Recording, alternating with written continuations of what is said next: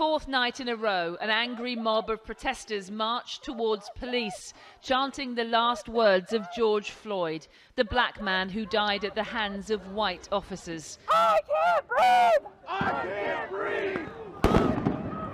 They fired tear gas, but they marched on. And as the curfew time of 8 p.m. came and went, the National Guard abandoned their positions. But the protesters held theirs and pushed on. From the area immediately. If you continue to obstruct, resist, you will be arrested. So there were 4 cops present when George was murdered. One of them was finally arrested today after days of protest, but we're still waiting for the other 3. If you murder someone, or if you stand by as a police officer and let your co-worker murder someone, you need to be arrested because Black Lives Matter and you can't just kill people like that. As night fell, the chants descended into chaos, arson and looting. These protesters using a crowbar to force open an ATM. It's the 4th night of protests here. It began peacefully, but if anybody thought the arrest of a police officer for the murder of George Floyd would calm things down, take a look at this scene behind me. A car repair yard was set on fire, the owner desperately trying to save vehicles, backing them out of the flames. As a furious mob demanded that they let it burn in the name of justice. We're not asking for justice no more. We're demanding justice. What do you want? We want justice, not just now, but for when I have black and brown babies and when they have black and brown babies. It's a little bit crazy because we're out here trying to show them that we're angry.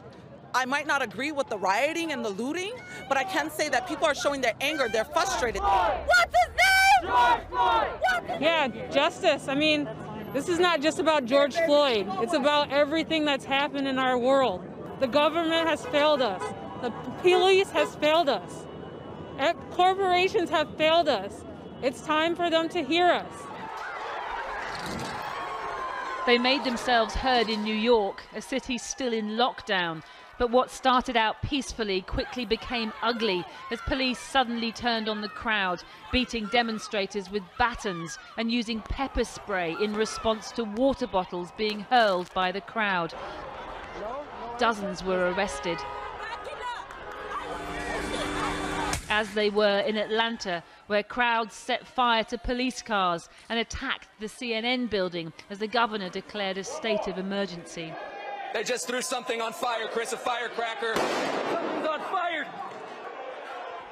In Detroit, police said shots were fired from a vehicle into a crowd of demonstrators, killing a 19-year-old man. And chaos even came to Donald Trump's front door. The White House was briefly placed in lockdown as the mob descended, one man even daring to climb a government building to spray his rage on the side of the wall.